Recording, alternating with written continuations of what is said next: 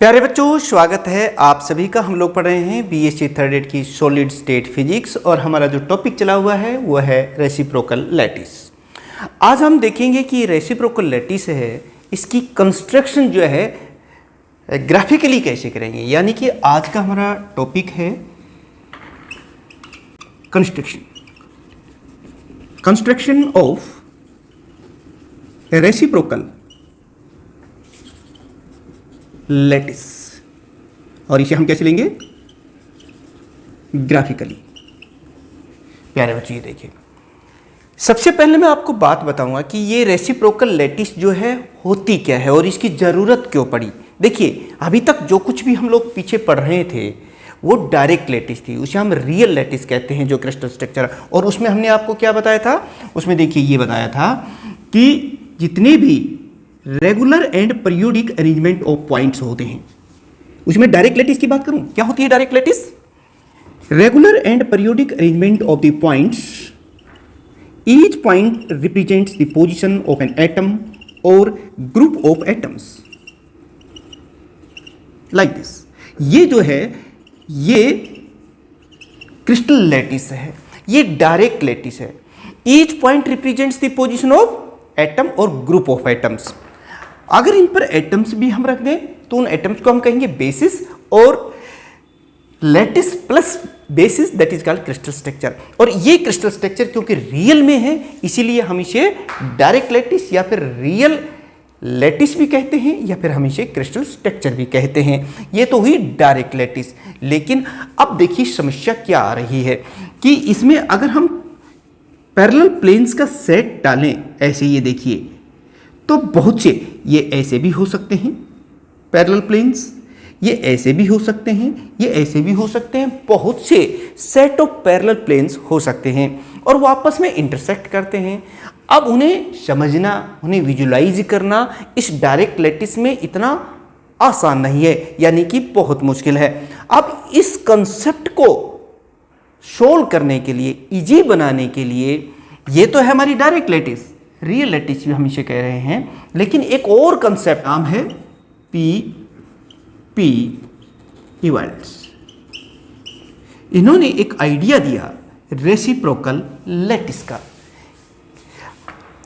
वो क्या है, उसकी कंस्ट्रक्शन कैसे करते हैं ग्राफिकली, वही चीज मैं आज आपको बताने जा रहा हूं। ये देखिए, ये डायरेक्ट लैटिस है।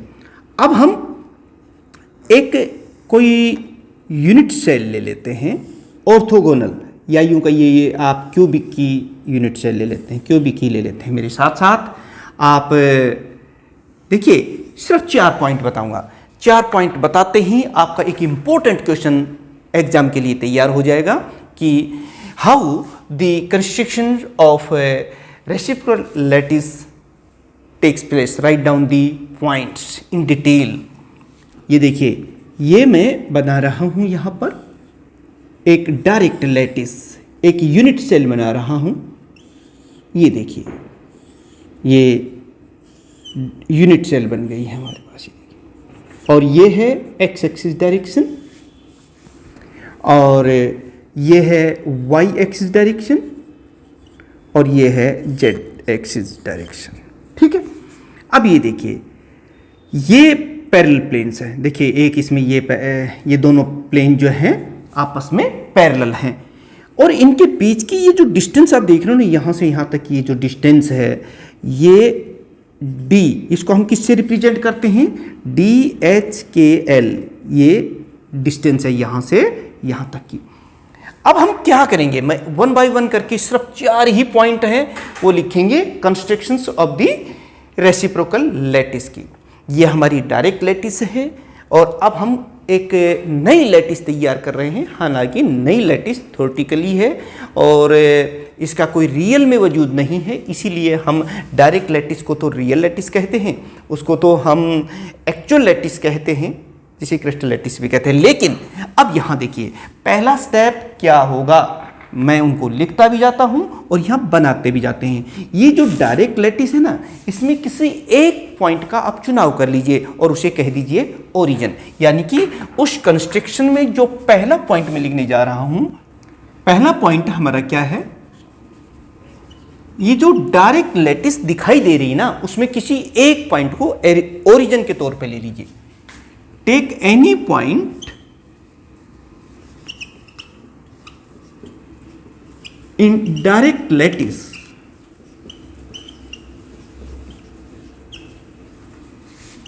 As origin. ठीक है प्यारे बच्चों, ये डायरेक्ट लैटिस में किसी एक पॉइंट, और मान लो ये पॉइंट वो है, ये कोई भी एक पॉइंट हो सकता है, और उसमें हम इसको ये है, इसे हम ओरिजिन के तौर पे ले लें। यहां तक कोई प्रॉब्लम? ये जो डायरेक्ट लैटिस थी उसमें कोई एक पॉइंट को हमने ओरिजिन के तौर पर ले लिया और मैंने वो लिख भी दिया है। चलिए अब नंबर 2 पर हम लोग क्या करेंगे, मैंने कहा था ना सिर्फ 4 पॉइंट बताऊंगा और आपका क्वेश्चन तैयार। अब हम क्या करेंगे, ये जो ओरिजिन लिया है ना, यहां से ये जो पैरेलल प्लेन्स का सेट दिखाई दे रहा है, इसके ऊपर परपेंडिकुलर ड्रा कर दो लाइक दिस। इसके ऊपर ये जितने भी देखिए बहुत से पैरेलल प्लेन्स के सेट हो सकते हैं और इनके ऊपर आप एक परपेंडिकुलर ड्रा कर दो। ऐसे ही देखिए ऊपर नीचे ये यहां से भी एक परपेंडिकुलर ड्रा कर दो। जितने भी पैरेलल प्लेन्स का सेट दिखाई दे रहा है वहां पर इस पॉइंट से परपेंडिकुलर ड्रा कर दीजिए। ठीक है, यानी कि यही मैं दूसरा पॉइंट भी है, आप भी लिख लीजिए, मैं भी लिख रहा हूं। देखिए, ड्रा दी परपेंडिकुलर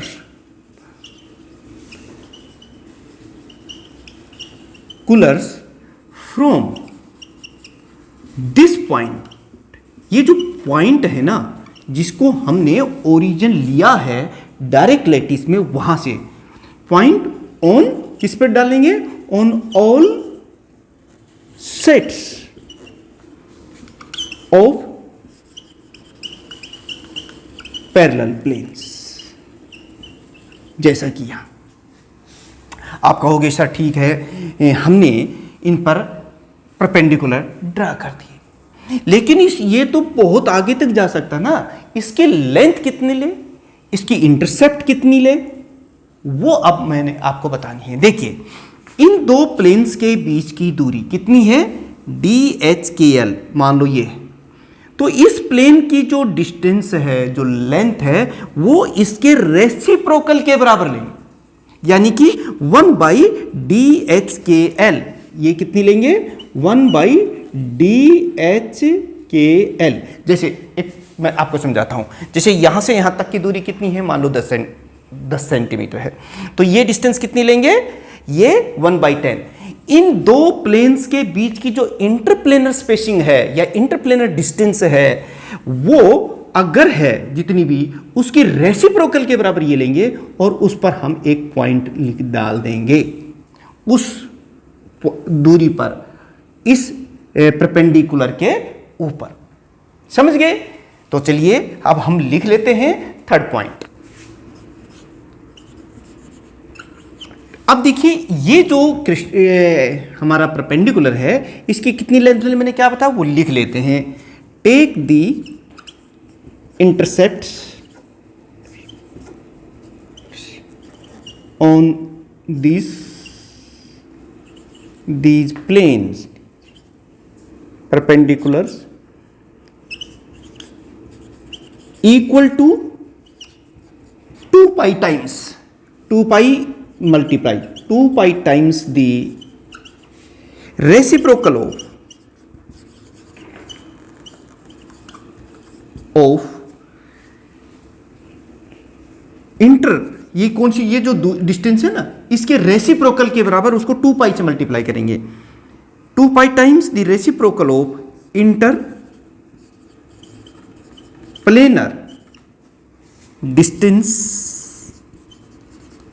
कई स्टूडेंट्स लिख रहे हैं, कई नहीं लिख रहे हैं। नहीं लिख रहे हैं उनके लिए यही है भाई, उनको लिखा लिखाया मिलना चाहिए। तो फिर आपको डिस्क्रिप्शन जा करके और वहां से डाउनलोड करना पड़ेगा, अदरवाइज तो आप साथ साथ स्क्रीनशॉट लेते हुए और अपनी नोट्स खुद बनाइए, बहुत अच्छा रहता है। Interplanar distance in direct lattice. देखिए प्यारे बच्चों, यानी कि हम इसको कितना लेंगे, 2 पाई मल्टीप्लाई बाई, ये से 2 पाई मल्टीप्लाई बाई DHKL इतना। अब ये एंड पॉइंट हो गया यहां पर। ऐसे ही हर जगह ये लेंगे।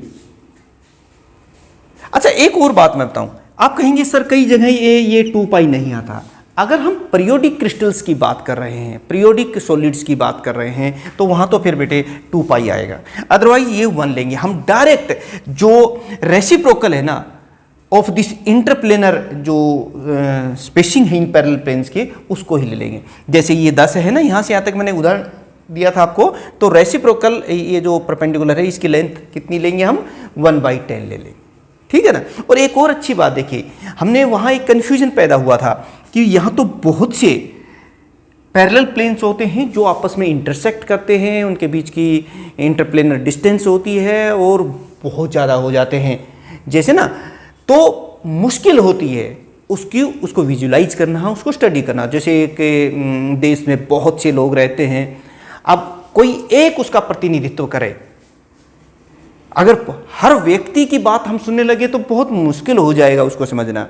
लेकिन जो एक समूह हो, एक ग्रुप हो, एक जैसे मेंबर होता जो चुन के आता है, वो उन सभी का प्रतिनिधित्व करता है। ठीक वैसे ही ये जो पॉइंट आप देखेंगे, ये जितने भी पैरेलल प्लेन्स हैं उन सब का प्रतिनिधित्व करता है, उन सबको रिप्रेजेंट करता है। इसलिए इजी हो गया ना अब इसको समझना। रेसिप्रोकल लैटिस को देखिए बनती जाएगी, मैं बात कर रहा हूं। हमने यहां इंटरसेप्ट कर दिया, कितनी लेंथ ली है इसकी, जो डायरेक्ट लैटिस में जो डिस्टेंस थी उसका रेसिप्रोकल के बराबर, और इसीलिए हम रेसिप्रोकल लैटिस को रेसिप्रोकल लैटिस कहते हैं। और 2 पाई से मल्टीप्लाई हम जो पीरियोडिक क्रिस्टल्स होते हैं पीरियोडिक, उनके लिए करते हैं, और बाकियों के लिए ये 1 करते हैं। इस चीज़ का ध्यान रख लीजिएगा। और अब मैं लिख रहा हूँ 4th पॉइंट जो इंपॉर्टेंट है, वो ये है कि इनके जितने भी एंड पॉइंट्स देते, एक यहाँ ले लिया और एक अगर हम इसकी बात करें तो इधर ले लेंगे ऐसे ही, एक ये ले लेंगे ऐसे, क्योंकि ये भी एक पैरेलल प्लेन्स का सेट है। तो इस तरह से इन तमाम पॉइंट्स को अगर हम ऑब्जर्व करें, देखेंगे, जो हमारे इन परपेंडिकुलर्स के एंड पर हैं, तो ये एंड पॉइंट्स भी एक पीरियोडिक लैटिस बना रहे होंगे, जो एक्चुअल में तो नहीं है, रियल में तो नहीं है, लेकिन हमने इसको कंस्ट्रक्ट किया है समझने के लिए किसी क्रिस्टल को अच्छी तरीके से। तो ये जो एंड पॉइंट्स हैं इन परपेंडिकुलर्स के, ये भी एक लैटिस बना रहे होते हैं, और उस लैटिस को हम कहते हैं रेसिप्रोकल लैटिस। यानी कि द एंड पॉइंट्स, ये देखिए मेरे साथ साथ लिखिए, the end points of these normals, ये जो परपेंडिकुलर हम लोग ड्रा कर रहे थे, मैं उनकी बात कर रहा हूं, आल्सो फॉर्म ए पीरियोडिक लैटिस, पीरियोडिक लैटिस बना रहे हैं, और इसे ही कहते हैं, इट इज कॉल्ड, ये जो लैटिस बनेगी, जो इन एंड पॉइंट से जितने भी हैं ना, उनको जब हम देखेंगे तो एक लैटिस बन रही होगी, पीरियोडिक लैटिस बन रही है, ठीक ऐसे ही इस डायरेक्ट लैटिस की तरह ही, तो उस लैटिस को हम कहते हैं reciprocal lattice. It is called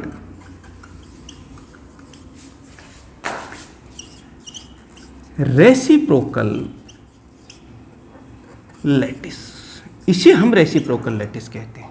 और अभी अभी मैंने बताया था कि जो इंटरप्लेनर स्पेसिंग है रेसिप्रोकल लैटिस को, उसको हम कैसे लिखेंगे, वो उसको इस तरह से लिखते हैं, 1 इसको HKL equal to 2 pi by DHKL, और ये 1 बाई DHKL भी होती है, लेकिन जो पीरियोडिक सॉलिड्स होते हैं, क्रिस्टल्स होते हैं, उनमें 2 पाई आता है, और जो बाकी होते हैं उनमें हम 1 ही लेते हैं। ये चीज़ देखिए, ये हो गया, इस तरह से हम उसको रिप्रेजेंट करते हैं। तो प्यारे बच्चों देखिए, कंस्ट्रक्शन में ये सिर्फ 4 पॉइंट्स ही हमें लेना है। ये फिर सुन लीजिए 1 मिनट में, एक अच्छा क्वेश्चन आपका तैयार हो रहा है कि ये डायरेक्ट लैटिस है, और ये हम इसको कंस्ट्रक्शन किसकी कर रहे हैं, रेसिप्रोकल लैटिस की, जो बहुत ही आसान है। तो इसमें हम क्या करेंगे, पहली बात तो है कि क्वेश्चन अगर आपसे पूछा जाता है कि how the graphically reciprocal lattice is constructed, explain, तो आप लिखेंगे कि टेक एनी पॉइंट, पहला पॉइंट, 4 पॉइंट है, 4 पॉइंट में पहला पॉइंट क्या लिखोगे, देखिए मेरे साथ साथ आप रिवाइज भी करिए। Take any point in direct lattice as an origin, origin के तौर पर हमने ले लिया, पहला पॉइंट हमारा आसान हो गया, ले लिया, कोई बात नहीं। फिर क्या करेंगे, draw the perpendiculars from this point on all the sets of the parallel planes, ये देखिए उन पर परपेंडिकुलर ड्रा कर दिया, यही सेकंड पॉइंट है, draw the perpendicular from this point on all sets of the parallel planes, यहां तक बात होगी। थर्ड पॉइंट क्या करेंगे, अब हम उन्हें उनकी लेंथ को तो काटना पड़ेगा, कहां तक लेंगे भाई, सीधी सी बात है, इसलिए हम क्या करेंगे, take the intercept on these perpendiculars equal to the 2 pi times the reciprocal of the interplanar distance in direct lattice, मतलब जो डायरेक्ट लैटिस में जो डिस्टेंस थी उसका रेसिप्रोकल लेकर के और उसको 2 पाई से मल्टीप्लाई कर दें, वो इंटरसेप्ट ले लेंगे, उसको यहां पर एंड पॉइंट पर एक पॉइंट लगा देंगे, काट देंगे, सीधी सी बात है, ऐसे ही हर जगह करेंगे जितने भी सेट्स हो। अब फिर जब हमने देखा कि ये जो पॉइंट्स है ना, एंड पॉइंट्स, ये तो खुद एक पीरियोडिक लैटिस बना रहे हैं भाई, और उसी लैटिस को हम लोग कहते हैं रेसिप्रोकल लैटिस, यानी यही तो हमारा लास्ट पॉइंट है, the end points of these normals also form A periodic lattice and it is called reciprocal lattice. और रेसिप्रोकल लैटिस की जो इंटरप्लेनर स्पेसिंग है या इंटरप्लेनर जो डिस्टेंस है उसे हम इससे लिखते हैं। ठीक है प्यारे बच्चों, क्वेश्चन आपको समझ में आ गया होगा। अब आपकी बारी है ये बताना कि क्या समझ में आया या नहीं, कमेंट्स करके बताएं। देखिए जब कुछ समझ में आ जाता है तो आप जरूर अपने एक्सप्रेशंस को कमेंट्स के माध्यम से करें। कुछ बच्चे नए जरूर जुड़ रहे हैं तो वो पिछले तमाम जो लेक्चर्स हैं उनको भी देखें, आपसे रिलेटेड हैं वो, और इस दोनों ही चैनल्स को जिनका लिंक डिस्क्रिप्शन में है उन्हें आप सब्सक्राइब करके रख लीजिएगा, बेल आइकन प्रेस कर देंगे तो आपको नोटिफिकेशन भी मिल जाएगा, क्योंकि हमारा लक्ष्य और आपका भी लक्ष्य यही है एग्जाम्स में ज़्यादा से ज़्यादा स्कोरिंग करना और समझ करके पढ़ना, ताकि कॉम्पिटिटिव एग्जाम्स में भी हम सक्सेसफुल हों। और प्यारे बच्चों नेक्स्ट जो हमारा इसी में, क्योंकि हम रेसिप्रोकल लैटिस को बहुत ज़्यादा डिटेल में समझने वाले हैं, पढ़ने वाले हैं, नेक्स्ट लेक्चर जो हमारा रहेगा उसमें हम पढ़ेंगे कि इसकी जो वेक्टर डेवलपमेंट है रेसिप्रोकल लैटिस की, वो कि किस तरह से हम, और फिर आने वाले जो लेक्चर्स रहेंगे उसमें हम प्रॉपर्टीज़ ऑफ रेसिप्रोकल लैटिस की बातें करेंगे, बहुत डिटेल में समझने वाले हैं। तो चलिए मिलते हैं नेक्स्ट लेक्चर में एक और इम्पोर्टेंट आर्टिकल के साथ, जिसमें हम vector development of this reciprocal lattice की बात करेंगे। तो आप सभी स्टूडेंट्स का जिन्होंने किसी भी रूप में कंट्रीब्यूट किया है, पूरा लेक्चर देखा है, समझा है, पढ़ा है, कमेंट्स किया है, मैं इस मंच से यहाँ से उनको थैंक्स करता हूँ।